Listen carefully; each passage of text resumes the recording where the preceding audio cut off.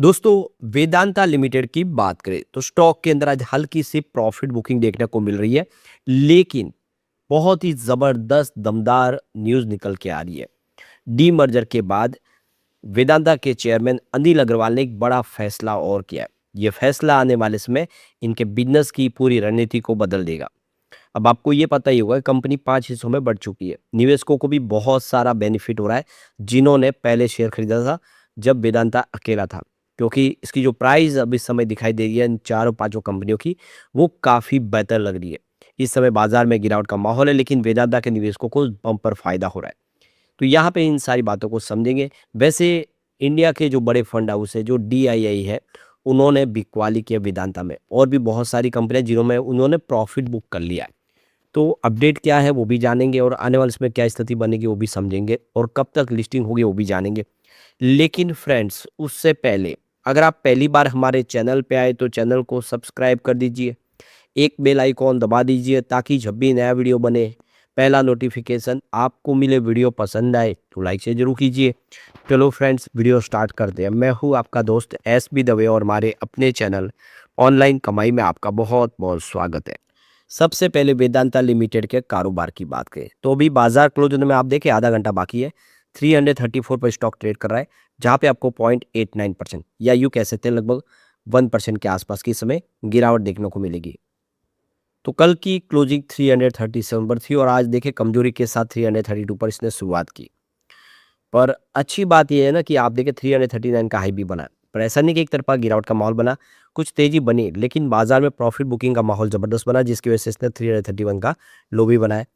और क्यों ना हो, देखिए आप 151 का स्टॉक जो था वो 340 तक पहुंचा है, और आज भी अपने ऑल टाइम हाई के आसपास पहुंचा है। तो क्लियर है कि इससे प्रॉफिट बुकिंग हो रही है। बाकी बड़ी तेजी के लिए स्टॉक अभी भी तैयार है।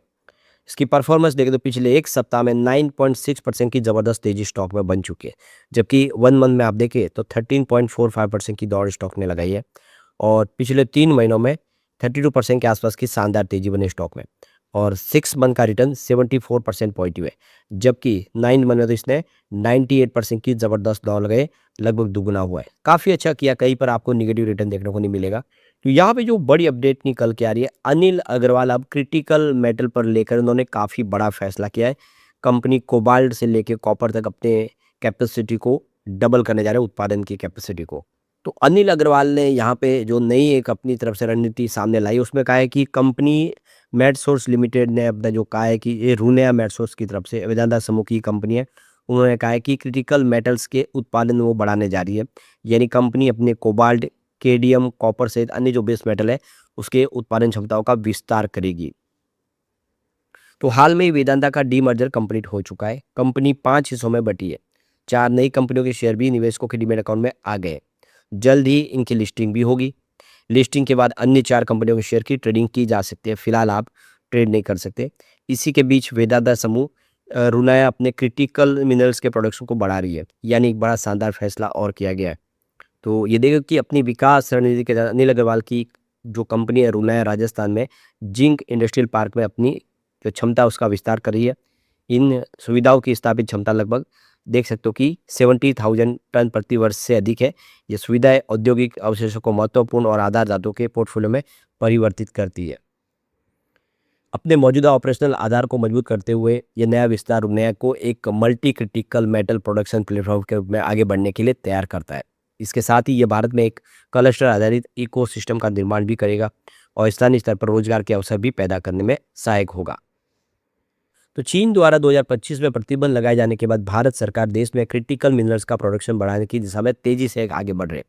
कोबाल्ट, केडियम और तांबा ऊर्जा भंडारण, EV system, power grid, renewable energy और इलेक्ट्रॉनिक और डेटा केंद्रों के लिए बुनियादी इनपुट है। इनकी आवश्यकता इन सारे सेक्टर में बहुत ज़्यादा है, और ये क्रिटिकल मिनरल्स चाइना से आ रहे थे, लेकिन उन्होंने वहाँ पे प्रतिबंध लगाए।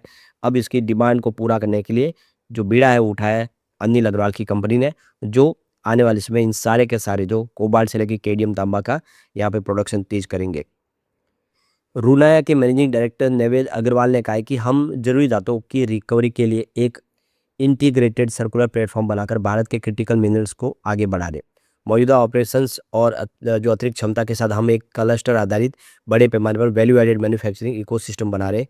ये बढ़ता पैमाना एनर्जी, मोबिलिटी, इलेक्ट्रॉनिक और एडवांस मैन्युफैक्चरिंग क्षेत्रों में लंबे समय तक घरेलू सुरक्षा को बढ़ावा देता है और साथ ही सस्टेनेबल वैल्यू भी देता है। तो कंपनी ने बहुत ही शानदार फैसला किया है। तो वेदांता की रुने सॉल्वेट एक्सट्रैक्शन जैसी उन्नत प्रक्रियाओं के माध्यम से इन धातुओं के घरेलू उत्पादन को बढ़ाने के लिए काम कर रही है। कंपनी ने कहा कि वह सीधे तौर पर भारत के महत्वपूर्ण खनिज मिशन का समर्थन करते हैं और इस समय जब ग्लोबल जो टेंशन बढ़ी हुई है, जो सिनेरियो बना हुआ है जिसमें इन क्रिटिकल मिनरल्स की आवश्यकता बहुत ज़्यादा बढ़ गई है, तो कंपनी ने बहुत ही शानदार फैसला किया जो इनके लिए गेम चेंजर हो सकता है आने वाले समय। अब यहाँ पे जो बड़ी अपडेट निकल के आ रही, इंडिया की जो बड़ी फंड हाउस है DAII, उन्होंने ज़बरदस्त बिकवाली की है वेदांता में, SBI में और दूसरे और स्टॉक में। और इसके पीछे वजह तो आप जानते ही हो कि प्रॉफिट बुकिंग, काफ़ी अच्छे स्टॉक दौड़े और बाजार की स्थिति देख के इन्होंने प्रॉफिट बुक करना मुनासिब समझा है। तो वैसे तो FII पिछले कई समय से बाजार में बिकवाली कर रहे हैं, उनकी तरफ से बिकवाली चल रही है। लेकिन अब आप देखिए जैसे कि काफ़ी समय से जो DI लगातार बाजार में खरीदारी कर रहे थे, क्रूड ऑयल की प्राइस देख सकते हो कि 110 प्रति बैरल तक पहुंच गए डॉलर के हिसाब से। तो ऐसे में इन्होंने भी अपनी कुछ होल्डिंग और ट्रिम करना शुरू किया उन स्टॉक में जिनमें उनकी पोजीशन काफ़ी बड़ी है और उनको फ़ायदा भी हो रहा है। उनमें उन्होंने प्रॉफिट बुक शुरू कर दिया, DI ने भी। तो जो पहली कंपनी है वो है स्टेट बैंक ऑफ इंडिया यानी SBI, इंडिया की लार्जेस्ट जगह कंपनी और बैंक जो है सबसे बड़ी, प्राइवेट सेक्टर नहीं बल्कि सरकारी बैंक। और DI ने यहाँ पे अपनी बिकवाली की है ज़ोरदार। तो देख सकते हो कि इन्होंने 8.64 करोड़ शेयर यहाँ पे बेचे हैं। तो ये क्लियर देख सकते हो कि जो होल्डिंग है वो कम हुई है।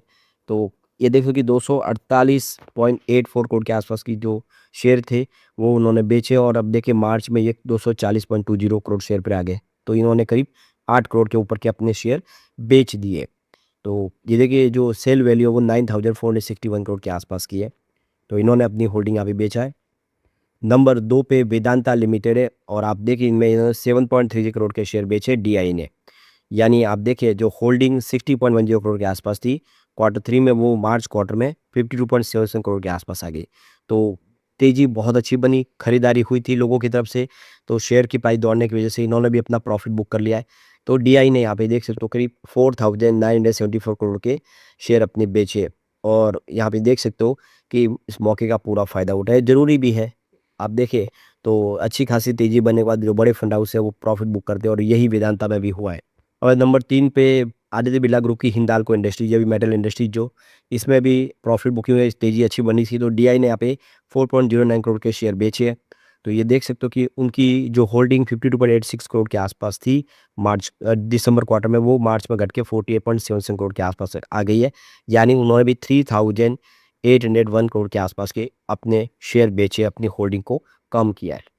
अब वेदांता हो रहा है डीमर्जर। अब देखिए इसमें जल्दी ही इन सब की लिस्टिंग होगी तो प्राइस क्या होगी? वेदांता जिंक और कॉपर जो अभी इस समय कंपनी बाजार में ट्रेड कर रही है उसकी 336 के आसपास की प्राइस यहाँ पे जो अंदाज़ा लगाया जा रहा है कि ये हो सकती है। लेकिन वेदांता एल्यूमिनियम सबसे महंगा शेयर होगा, ऐसी संभावना बन रही है। इसका अनुमान है कि ये 477 रुपये तक शेयर हो सकता है। और फिर वेदांता ऑयल एंड गैस की बात की, यहाँ पे प्रति शेयर 47 रुपीज़ की प्राइस होने की संभावना व्यक्त की जा रही है। और वेदांता पावर की भी उतनी ही 47 की प्राइस हो सकती है। जबकि वेदांता स्टील एंड आयरन की प्राइस 30 रुपये के आसपास लिस्टिंग के समय हो सकती है।